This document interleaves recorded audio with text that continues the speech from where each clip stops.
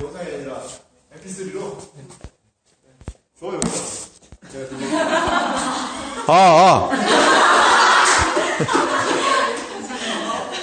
와.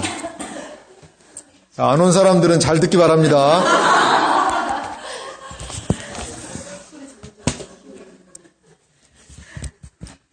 자, 그러면 오늘 보겠습니다. 오늘 죄사함과 은혜라는 그 부분입니다. 사도신경 중에 죄를 사하여 주시는 것과 그 부분을 좀 다루려고 해요. 그러면 목사님, 성도가 서로 교통하는 것과 그 지난 시간 안 했잖아요. 제가 안 한지도 몰라. 그 부분 안 했는데 그 부분은 제가 나중에 그 성도가 서로 교통하는 것과 우리가 어떻게 하면 좀 공동체 생활을 함께 잘할 수 있을 것인가, 이 부분에 대한 좀 설교를 연속으로 한번 하고 싶은 그런 계획이 있습니다. 그때 좀 자세히 그 파트를 좀 다루고 싶어요. 다루고 싶고, 그래서 내일은 죄사함의 은혜, 그 부분을 좀 우리가 하도록 하겠습니다. 성경 말씀 같이 읽어볼까요? 같이 읽겠습니다. 시작. 우리는 그리스도 안에서 그의 은혜의 풍성함을 따라 그의 피로 말미암아 속량하고 죄사함을 받았느니라. 아멘. 참 은혜로운 말씀이죠. 보세요. 우리는 그리스도 안에서 그의 은혜의 풍성함을 따라, 그리스도 안에서 은혜의 풍성함을 따라 무엇으로? 그의 피로 말미암아 속량 곧 죄사함을 받았느니라. 속량 이퀄 뭐예요? 죄사함. 속량 이퀄 죄사함. 그래서 속량 곧 죄사함을 받았느니라, 이렇게 말씀하고 있습니다. 그래요. 이 구절을 중심으로 해서 제가 사도신경은 사실 본문을 제가 철저하게 해설하는 그렇게 설교는 안 하고 있잖아요. 여러분 아시겠죠? 설교에 두 방법이 있는 거 알죠? 본문을 철저하게 좀 연구하고 분석해서 하는 그러한 식의 설교. 이걸 좀 어려운 말로는 뭐 성경신학적인 설교다라고 얘기를 해요. 근데 저는 이 사도신경을 통하여서는 교리적인 접근을 좀 하고 있습니다. 교리적인 접근으로 좀 하고 있으니까 여러분들이 그렇게 좀 이해를 하시고 설교를 들으시면 좋을 것 같아요. 문제 볼까요? 아이스 브레이킹도 여러분 꼭 하시고 1번 문제 같이 읽어보겠습니다. 그동안 살면서 범죄로 인해 있습니까? 혹시 기억에 남는 커다란 범죄는? 여러분 좀 범죄로 인한 피해를 당한 적 있으세요? 있죠? 없는 사람은 참 감사한 거고. 좀도둑들. 저도 황당한 예전에 경험이 있었어요. 저희 집사람 한 8개월 정도 됐을까? 이렇게 배에 이렇게 불렀을 텐데 수협에 갔다 왔거든요. 집에 불이 켜져 있는 거예요. 이게 근데 신혼집이죠, 신혼집. 왜 불이 켜져 있지? 했더니 집의 문이 열려. 봤더니 집을 다 쑤셔놓은 거야, 누가. 그래가지고 뭐 다 가져갔어, 보니까. 뭐 가져갈 것도 없는데.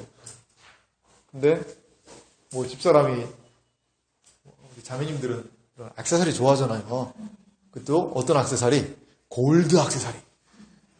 금 귀걸이, 금 반지, 금 목걸이. 그 중에는 제가 사준 목걸이도 있었거든요. 제 고학 시절에 집사람에게 이걸 사주기 위해 굶어가며 돈을 모아가지고 그 반지를 집사람과 감격했던 그 반지, 목걸이, 펜던트 다 가져갔어. 다 가져갔어. 집사람 막 놀래가지고 울더라고요. 뭐 경찰이 왔는데 뭐 어떻게 자기도 할 수가 없대. 할 수가 없다고 막 그런 얘기 하더라고요. 그럼 뭐 어떻게 해요? 못 부시고 들어와가지고. 그래서 집사람한테 좀 많이 힘들었죠. 너무 다들 수면해진 것 같아요. 이런 건 아니더라도 괜찮아. 뭐 그냥 누가 잘 하고 있겠지 뭐 지금 이러지만 이렇게 얘기하지만 집사람은 그래도 큰 거 하나 건졌어요. 결혼 반지는 건졌다는 거. 근데 차고 가가지고 이렇게 차고 가가지고 남성들 차고 다녀야 돼. 그러면 이게 제일 나아. 어떤 사람은 한참 막 금 그럴 때 막 금을 한 2돈을 여기 차고 다니더라고. 이렇게 집에다 좀 불안해가지고 목걸이를 차고 다니더라고. 2돈을 막 여기다가 이렇게 해가지고 차고. 안 먹으냐고 그랬더니 이게 가장 안전하다고 그렇게 하는 사람들이 있었어요. 그럼 체인을 목에다 걸고 그러고서 막 이렇게 무거워가지고 그렇게 하는 사람도 있었고. 그래 여러분 뭐 크고 작은 그런 거 있잖아요. 자전거 분실 많이 되잖아요. 자전거 분실 많이. 노트북. 노트북 하니까 갑자기 열이 올라오네 갑자기. 제가 도서관에서 열심히 공부하고 있었죠. 잠깐 화장실 갔다 온 사이에. 이거 노트북을 그냥 와 정말 그때 제가 노트북도 노트북이지만 그때 정리해놨던 자료들이 거기 다 있었거든요. 정말 저 시련 많이 당했어요. 지금까지 지내온 것 주의 크신 은혜라. 네? 그런 일도 있었고 뭐 여러 가지 많은 일들이 있었죠. 한 번은 또 차가 견인당한 적도 있죠. 견인당한 적. 황당하더라고요. 근데 누가 가져간 줄 알았어요. 정말 처음에는. 근데 제가 그거 가져간 거 아니까 자세히 봤더니 옆에 주정차 금지 그거 해서 그게 한 장이 펄럭펄럭거리고 있더라고요. 그때 우리 애 데리고 어디 가려고 둘이 딱 나왔는데 아빠 차 어디 갔어? 막 울려 그래가지고 택시 막 잡아타고 막 쫓아가가지고 찾아오고 되게 심란하더라고. 그래요. 여러 가지 좀 이거 범죄는 아니지만 제가 범죄자죠 그러면 이거 제가 있으니까.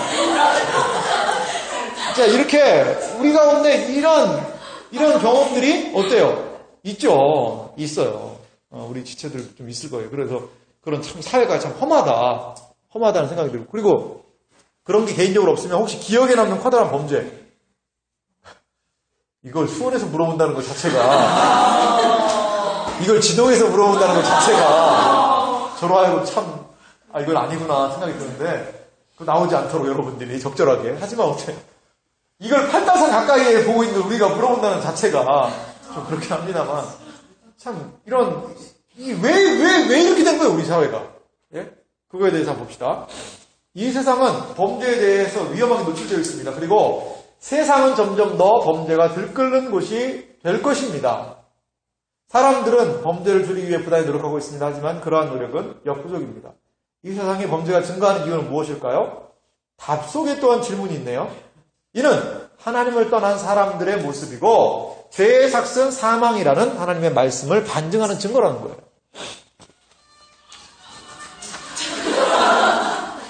역시 군인정신으로 군인답게 그렇게 그래요. 이렇게 이 세상에요 죄가 들끓어요. 참 재밌는 게 재밌는 건 아니지만 아담 창세기를 보면요 어떤 구조가 있냐면 창세기 3장에 아담과 하와가 뭐예요? 범죄하는 사건이 있잖아요. 선악을 알게 하는 여러분을 따먹잖아요. 따먹은 다음에 여러분 선악을 알게 하는 나무 따먹은 게 그게 큰 죄인가 이렇게 생각하는 사람도 있을 수 있다는 거죠. 그냥 그 애들이 말이에요 서리 하나 하듯이 그냥 뭐 서리 하나 했는데 그거 가지고 뭘 그러나. 근데 결과 다른 거 그 의미와 이유는 제가 다음에 설명하겠지만 결과를 보세요. 결과. 선악을 알게 하는 나무의 설과를 따먹었어요. 피해본 사람 있어요? 누가 피해봐요? 이 사람 피해본 거 별로 없어요. 피해 낭을 조사하라. 그거 없어 보여요. 근데 4장에 어떤 일이 벌어져요? 4장에 가인이 자기 동생 아벨을 죽여요. 쳐 죽인다고. 이런 일들이 일어나요. 4장을 다 넘어가기 전에 이 멜렉이라는 사람이 어떻게 해요?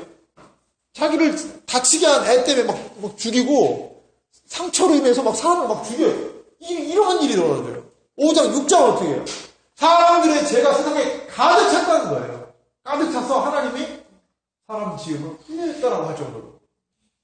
그래요. 왜 이렇게 됐냐는 거예요. 왜? 그러면 그게 선악과를 따먹은 거 이게 별거 아니면 이 세상이 왜 무엇 때문에 이렇게 됐다는 거예요. 뭐 아담이 판도라 상자를 열어버렸나? 판도라 박스? 그걸 열었더니 그거 아니잖아. 아담과 하와의 하나님 앞에서의 범죄가 이러한 죄의 결과들을 양산하는 거예요. 그걸 우리는 기억할 필요가 있다는 거죠. 범죄 이유에 대해서 뭐 심리적인 분석한 사람들 뭐 여러 가지로 많이 얘기를 합니다. 많이 얘기를 하는데 가장 저는 설득력 있는 게 바로 인류가 본래 상태에서 부패함으로, 허물로 타락한 상태. 거기에서 유발되는 것들을 우리가 좀 살펴볼 수 있는 것 같아요. 그런 죄에 대한 부분은 좀 더 봅시다. 자, 2번 문제 여러분들이 한번 읽어주세요. 같이 읽습니다. 시작. 성경에 말하는 죄와 세상에서 말하는 범죄는 차이가 있습니다. 그 차이는 무엇입니까? 자, 영어에 두 종류가 있죠. 뭐하고 뭐가 있어요? 하고 또 크라임이라는 그게 있죠. sin이란 죄가 돼요. sin. 이 죄입니다. 죄. 근데 영어는 구분으로 해요. 크라임하고. 근데 이게 왜 어떤 구분이 있는지 한번 잘 보세요. 이 sin에 대한 설명을 우리가 먼저 좀 이해할 필요가 있습니다. 죄는 하나님의 법을 뭐한 거예요? 어긴 거라는 거예요. 창조주 하나님은 우리 인간의 구원자로서 우리 인간이 살아야 할 법을 제정하시는 입법자라는 거예요. 자, 하나님의 법을 어긴 건데 하나님은 그 사람들이 지켜야 될 법의 입법자라는 거죠. 그리고 법을 집행하시는 뭐예요? 통치자로. 법률 준수에 따른 심판을 행하시는 뭐라는 거예요?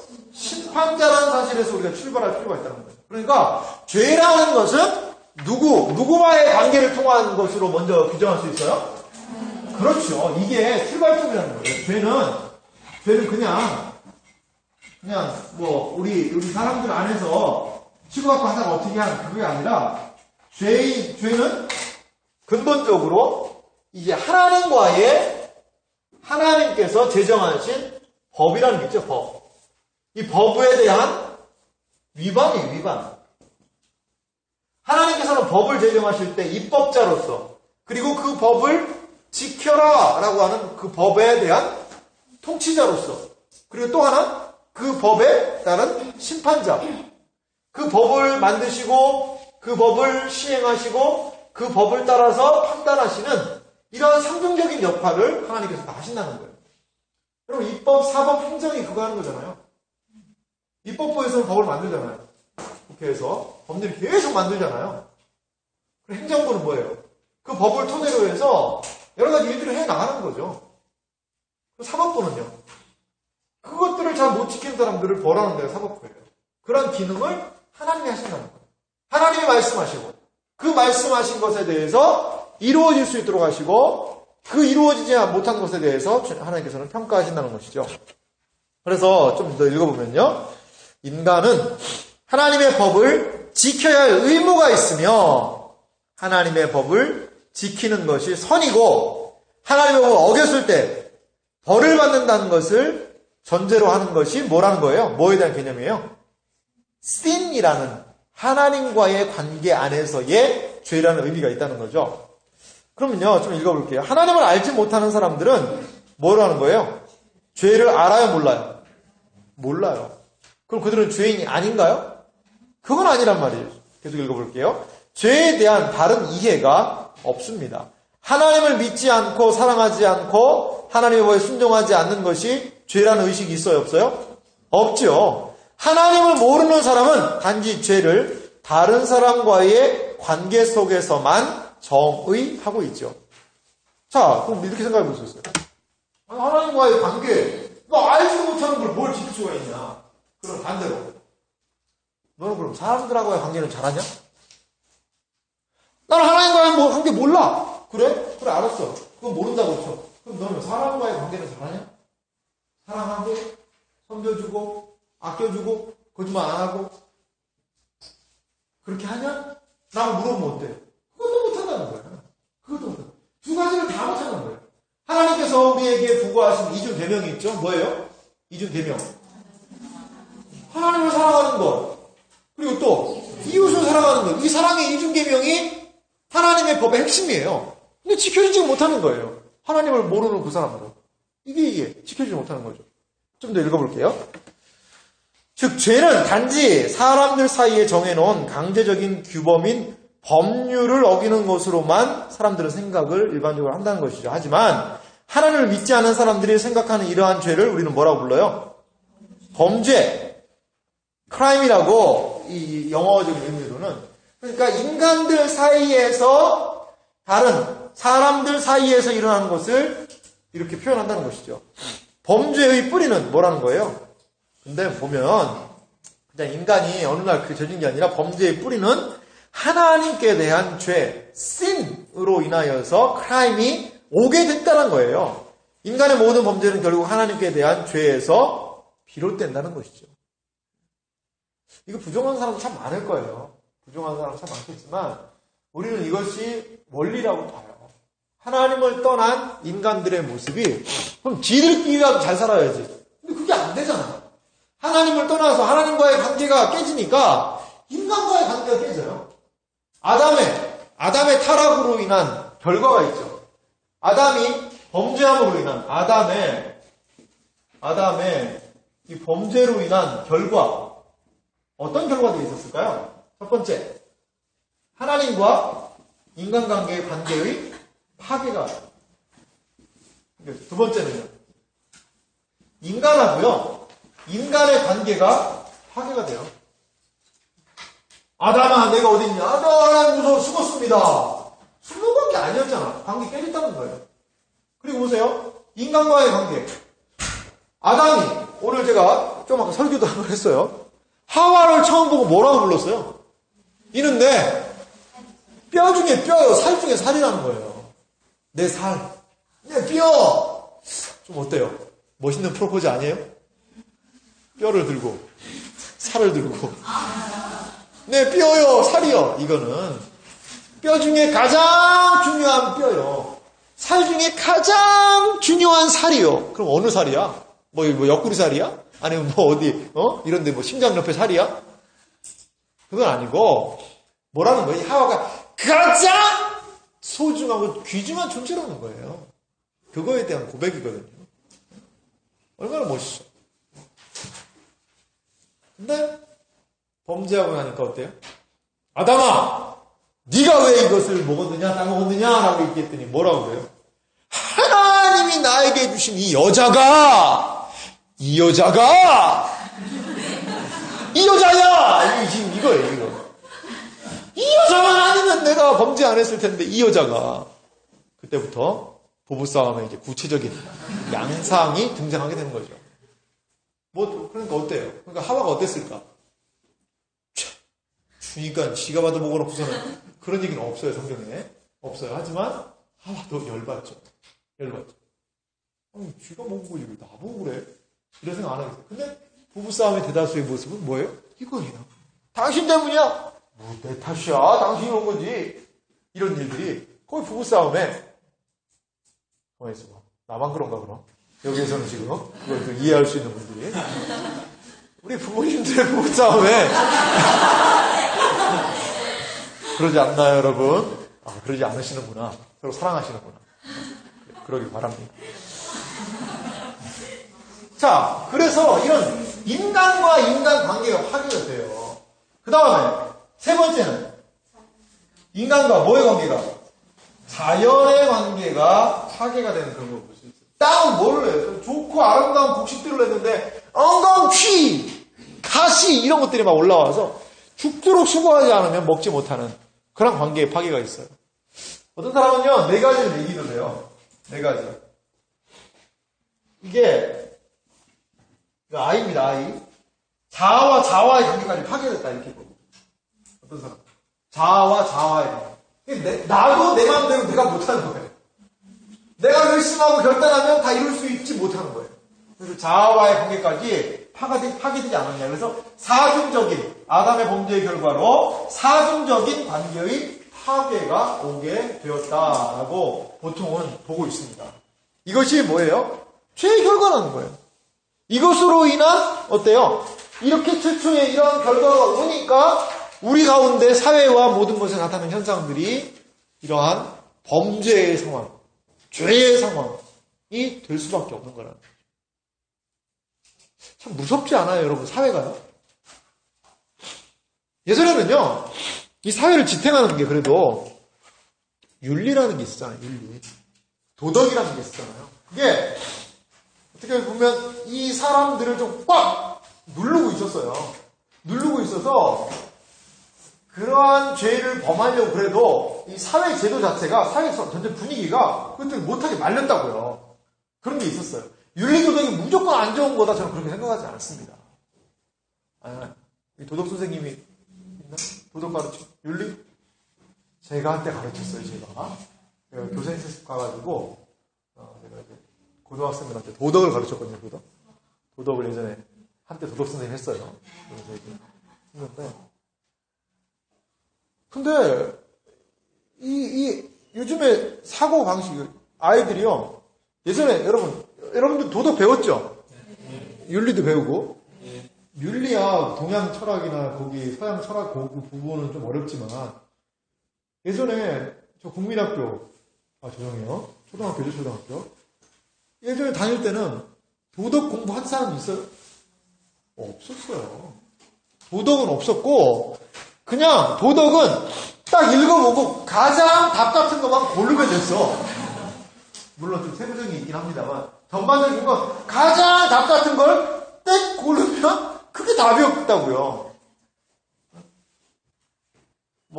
하나 예전에 에피소드를 얘기를 하면, 도덕 문제에 그런 게 있었죠, 도덕 문제. 우리가, 대북관계에 대한 것도 얘기하니까, 우리가 백두산에 올라가지 못하는 이유는 무엇입니까? 그 문제가 나왔어요. 그랬더니, 그 애 아내가 이렇게 답을 적었죠. 산소가 부족해서. 이렇게 답을 적었어요. 이제 그 출제자는 도덕 문제니까, 뭐예요? 남북관계 통일이 안 됐기 때문에 못 간다. 이것을 답을 기대했지만 얘는 지구과학적인 접근을 한 거죠. 그것은 상당히 높은 고도니까 산소가 부족할 것이다. 그래서 그런 식으로 접근을 하게 갖고 이게 비단 이런 문제였다는 거죠. 너무 그냥 정말 상식선에서 쉬운 문제였는데요. 그래서 가보니까 애들이 도덕을 어려워하더라고. 정답을 모르겠대. 이건 왜 답이 안 되냐? 야, 이거 읽어봐라. 이게 답이 안 되지 않냐? 했더니, 읽어봤는데 답이 된다는 거야, 이게, 자기는. 왜? 이게, 어떤 큰 가치관적인 부분이 무너지기 때문에 그렇잖아요. 남녀 관계. 언제, 계속 부도수표 남발하는 것 중에 하나입니다만, 동성애에 대한 부분. 동성애가 지금 어떻게 접근하고 있죠? 사회적인 약자, 성적 소수자, 이렇게 해서 그들을, 우리가 인정해줘야 되지 않느냐? 그들은 어때요? 사회에서 되게 소수의 사람들이고 핍박받고 있는 사람들로 우리가 많이 생각을 하는 그 부분들이 있어요. 근데 그 사람들 페스티벌 하는 거 보니까 또 그것만은 아니더라고. 그래서 저게 진짜 지를 다 때려갈 수도 그런 거 아닌가 그런 생각이 더 많이 들어요. 그 사람들의 모습을 보면 물론 더 들어가서 논의를 많이 해야 되겠습니다만. 그래서 하나님이 실수했다.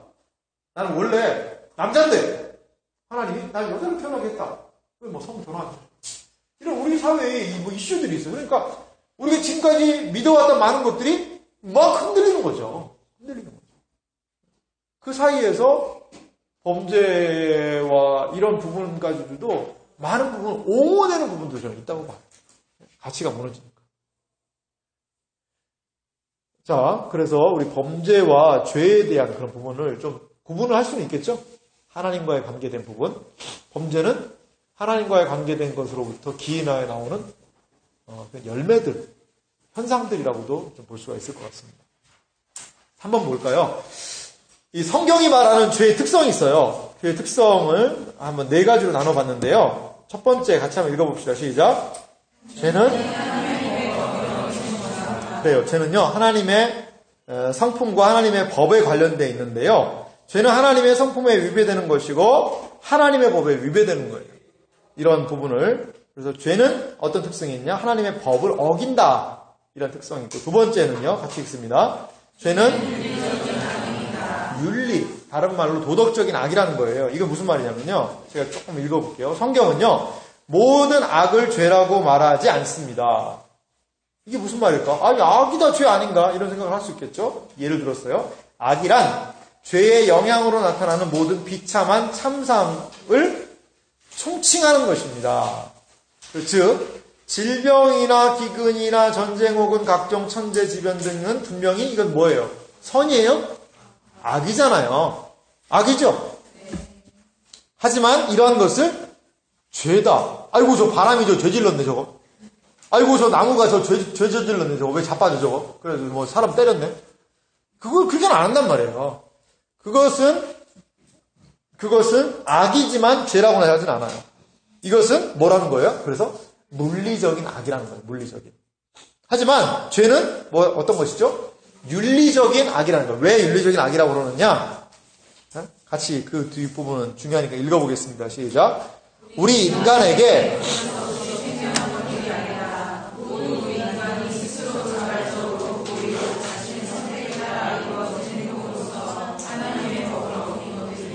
자, 이 도덕적인, 윤리적인 악이 있기 전에는 뭐가 있었겠어요? 윤리적인 판단이 있었던 거죠. 윤리적인 선택이 있었던 거예요. 윤리적인 결정이 있었던 거예요. 인격적인 존재가 어떠한 것을 나는 할 거야! 라고 스스로 결정한 거예요. 아니, 저는 전혀 그러지 않았는데, 어떻게 하다 보니까 이렇게 된 것이 있었어요. 범죄가 됐어요. 사회법에서도 그러한 것을 뭐라고 그래요? 정상참작이라는 용어를 쓰잖아요. 사회에서도 그렇게 얘기를 해요. 하지만 결과가 악이면 악이죠. 그런데 이 많은 부분에서 도덕적으로 사람이 선택하는 거예요. 핸드폰이 있네? 야, 좋아 보이는데? 내가 이걸 가져야 돼. 안 돼. 이거는 누구 거야, 이거? 자네 거야. 그래도 나는 이걸 갖고 싶어. 직장인을 위한 위대한 RPG 이런 것들 깔렸어. 나 이거 갖고 싶어. 그럼 어떻게 돼요? 다른 사람이 물건에 손을 대면 안 된다는 윤리적인 법칙 그리고 성문화된 법을 위반한 거잖아요. 거부한 거잖아요. 그러면 거역하면서 자신의 뜻을 관철시킨 거잖아요. 그렇기 때문에 이거는요, 도덕적인 판단이 거기 들어갔다는 거예요. 그런 측면에서 죄라는 것은 뭐라는 거예요? 윤리적인 악이라고 할 수가 있는 거죠. 하나님에 대해서 마찬가지예요. 하나님에 대해 불편한 심정을 가지고 이 세상에 많은 사람들이 저지르고 있는 것, 사회법에서는 그걸 죄라고 얘기하지 않을 수 있어요. 하지만 이미 그 마음에서 하나님 두기를 싫어하여서 하나님을 거부했다면 그것은 악인 거예요. 도덕적인 악이에요. 자, 세 번째 같이 읽어봅시다. 시작. 죄가 어디에 있느냐? 죄는 마음 안에 있는 거죠. 마음 안에 있다는 거예요. 그래서 잠언 4장 23절 뭐라고 얘기해요? 무릇 지킬 만한 것보다 더욱 내 무엇을 지키라? 왜? 생명의 근원이 이에서 남이니라. 죄가 마음 안에 우리의 잠언 4장 23절 잠언 4장 23절 죄가 우리의 마음에 자리를 잡고 있는 것이죠. 자리를 잡고 있는 거죠. 그래서 마음은 영혼의 중심으로서 모든 죄는 바로 이 마음으로부터 나와서 지성, 감정, 의지의 전 인격과 육체를 포함한 전 인의 영향을 미칩니다. 전인, 홀 퍼슨이에요. 모든 인간 전체에. 자, 넷째. 같이 읽어볼까요? 죄의 뿌리는 뭐라는 거죠? 교만에서 왔다는 거죠. 교만이란 하나님의 자리를 인간이 차지하려는 것입니다. 이것은 누구도 그랬죠? 하와도 그랬죠. 하와. 아담도 그런 거예요. 네가 이것을 먹는 날에는 내 눈이 밝아져. 누구와 같이 되리라? 하나님과 같이 되리라. 그것은 뭐예요? 하나님처럼 되고 싶었던 교만이 그에게 있었던 것이죠. 그런 부분들을 생각해 볼 수 있어요. 그래서 교만은 하나님을 중심으로 하나님을 의존하지 않고 자기를 중심으로 하나님께로부터 뭐를 하여 독립하여 자기 스스로 자신의 안전과 만족을 얻으려는 것에서부터 출발한다는 거예요. 인간은 끊임없이 이렇게 하기를 원해요. 하나님 믿으라고 구속받기 싫다는 거예요. 이러한 것의 총화가 뭐였어요? 바벨탑이죠. 바벨탑. 하나님으로부터 독립해서 우리 인간의 높은 이상을 실현해보고자 노력하잖아요. 그래서 하나님 흩으시는 거예요. 언어가 거기서 나뉜 거라고 우리가 보통 보고 있잖아요. 그러니까 여러분 보세요. 중학생 가르치는 선생님도 있겠지만 중학생들 둘이 만나면 어떨까요? 중학교 2학년 애들 한 셋이 중학교 애들 7명이 몰려다녀. 무서워요. 맞아요. 무서워요. 근데 뭐 할지 몰라요. 예전에 어떤 애들 봤더니요. 그 중학생들이 어떤 일도 몰라요. 떡볶이 가판 있잖아요. 잠깐 그 아줌마가 안에 들어가서 뭐 하고 있는데 떡볶이 가판을 통째로 들고 왔어. 떡볶이 먹고 싶다고. 그 판당 있잖아. 아줌마 얼마나 황당했을까. 그 뜨거운 쇳덩어리를. 그런데 여러분 혼자 있으면 그거 하겠냐고. 둘이 있으면 그거 하겠냐고. 뭉치니까 하는 거예요. 무서운지를 모르고. 마찬가지예요. 도서관도 보면 테이블 6명이 앉을 수 있는 그 테이블 있잖아요. 그 테이블은 뭐 할 소리가 높아요? 서로 막 얘기. 떠들 확률이 높아. 칸막이 딱 세워놔봐. 딱딱딱 다 막아놔봐. 거기는 어때요? 물론 이렇게 가지고 떠드는 사람도 있지만 그 칸막이 안에 있으면 좀 더 떠들 확률이 어때요? 줄어져 있죠. 인간을 하나님이 흩으신 이유도 그런 부분이 있어요. 얘들 뭉쳐놓으니까 죄짓는 빠른 거예요. 그래서 분리시켜 놓은 거예요. 단절시켜 놓은 거예요. 그래서 죄 짓는 것에서부터 서로 막 도움을 줘가지고 하는 것을 분리될 수 있도록 차단시켜 놓으신 그런 부분이 바벨탑 사건을 통해서 우리가 좀 생각할 수 있는 부분이긴 합니다. 자, 이제 중요한 부분이죠. 4번 문제를 같이 읽어보겠습니다. 시작. 성경은 하나님의 범죄할 죄를 용서받는 방법을 가르쳐주는 책입니다. 죄인된 우리가 어떻게 하나님의 용서를 받을 수 있을까요? 자, 죄인된 우리가 어떻게 하나님에게 용서를 받을 수 있을까? 이 성경이 뭐라는 거예요? 하나님의 용서를 받는 법, 우리의 죄가 해결되는 방법, 이것이 성경을 통해 등장하고 있는데 그게 과연 뭐냐는 것이죠. 내일 설교 중요하겠죠? 중요합니다. 이게 중요한 부분이에요. 그래서 이제 구약 시대에는 뭘 통해서? 제사제도가 그거라는 거예요. 제사제도가 좀 읽어볼게요. 하나님께서 우리가 죄를 용서받을 수 있는 방법을 구약 제사제도를 통하여 가르쳐 주셨습니다. 사람이 죄를 지으면 죄인이 죄에 대한 대가로 어떻게 해야 돼요? 반드시 죽어야 합니다. 죄의 삭은 사망이요. 그런데 하나님께서는 죄인이 죄에 대한 대가도 지불하고 죄인도 살 수 있는 방법을 일러주셨습니다. 그것이 뭐예요? 희생, 제물, 제도라는 거예요. 희생, 제물. 제물이 대신 죽는 것 나타나는 것이죠. 자, 동물이 죄인을 대신해서 피를 흘려 죽음으로써 죄인의 값을 치르게 함으로 죄인은 하나님의 진노에서 벗어날 수 있게 되는 것입니다. 매일 성전에서 바쳐진 희생제물은 바로 이러한 죄를 용서받을 수 있는 하나님의 방법을 보여주고 있습니다. 이스라엘 절기 중에요. 7월 10일이 있어요. 7월 10일. 이날은 무슨 날인지 아세요? 대속죄일이라고 불러요. 대속죄일.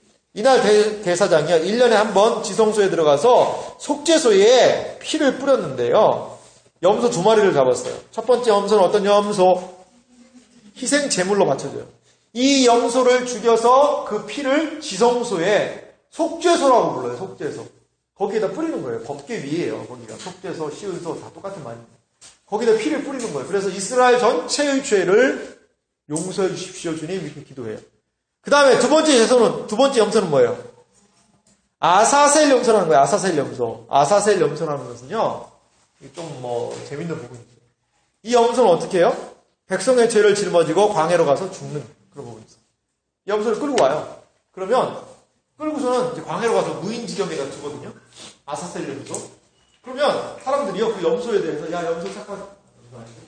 염소 착하다. 염소에 잘 가라 이렇게 안 해요. 막 염소에다가 막 침을 뱉고 염소 털을 뜯고 막 염소에다 돌을 던지기도 해요.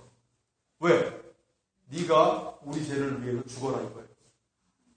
네가 온 백성의 죄를 지고 죽어라. 막 침을 뱉고 돌을 던지고 털을 뽑고 그래서 상처받은 염소가 어때요? 광야에다 무인증에 풀어놓으면 어떻게 되겠어요?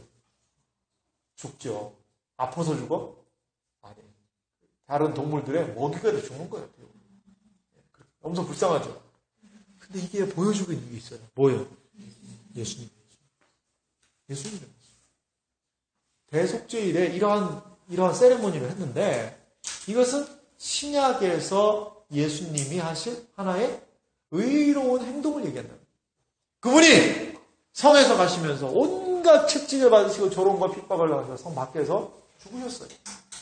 그러함으로 말미암아 이제 그분이 구약에는 염소와 기타의 제물을 드려서 하나님과의 한시적인 관계가 열렸다면 이제는 어린 양 되신 그리스도가 돌아가심으로 인하여서 우리에게 영원한 생명의 길이 열리게 되었다는 것. 그것이 구속의 중요한 의미이고 하나님께서 우리의 죄를 용서하실 수 있는 중요한 방편이 된다는 것을 기억하시기 바라요. 5번 문제 한번 읽겠습니다. 우리는 하나님으로부터 죄의 용서를 받은 사람들입니다. 그렇다면 우리는 어떤 삶을 살아야 될까요? 첫 번째 어떤 삶을 같이 읽습니다. 하나님 앞에 감사하는 삶을 살아야 합니다. 죄의 심각성을 이해하는 만큼요, 죄에 대한 감사는 커집니다. 죄가 무엇인지를 이해하는 만큼 죄에 대한 감사는 커지게 되어 있어요.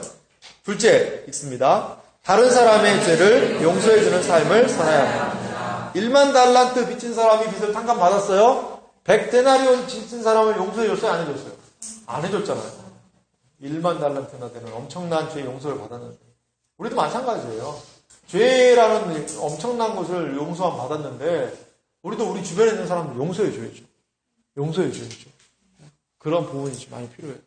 죄 용서, 지체들의 연약함들 이거 용서가 잘 돼요? 잘 안 되잖아요. 어느 정치인이 그런 얘기 하더라고요. 제가 용서하겠습니다. 용서하겠습니다. 그 사건에 대해서 용서하겠습니다. 제가 그 인터뷰를 직접 방송에서 봤는데 용서하겠습니다. 하지만 잊지는 않겠습니다. 그거 용서예요, 그게? 용서 아니지, 그거. 용서 안 하겠다. 다른 말로 이걸 복수하겠습니다. 잊지 않겠습니다. 이거예요. 그분 누구라고 얘기는 안 하겠는데 지금 뭐 조용히 계신 것 같아. 복수에 칼을 달고 있겠지. 그래요. 그래서 이 죄 용서에 대한 그런 부분, 죄에 대한 개념 내일 시간에 좀 같이 나눴으면 좋겠고 특별히 좀 그 대속죄일에 염소 2마리에 대한 이야기는 참 재밌죠. 그런 의미, 이것이 그리스도와 연결되는 부분. 예수님 안에서 우리의 죄를 사하여 주시는 것, 이것을 믿는 종교가 우리 기독교 신앙이고 사도신경은 우리의 죄가 이 그리스도 안에서 용서함을 받는다는 것, 그것을 여러분들이 기억했으면 좋겠습니다. 마지막으로 에베소서 1장 7절을 우리 함께 읽어보겠습니다. 시작.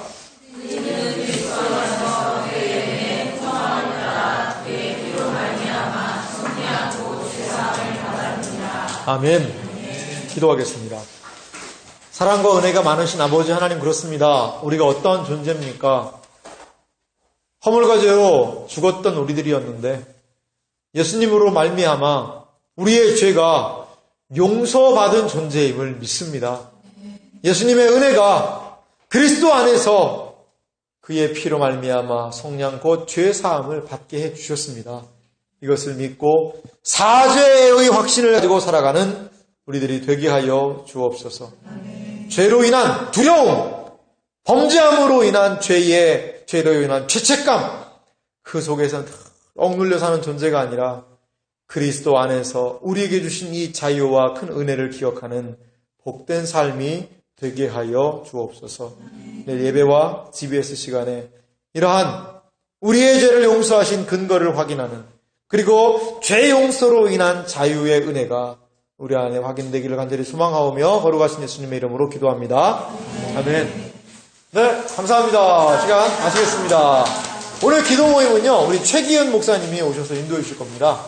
그래서 우리 이동해서 같이 말씀 듣겠습니다. 이거 누구 거지?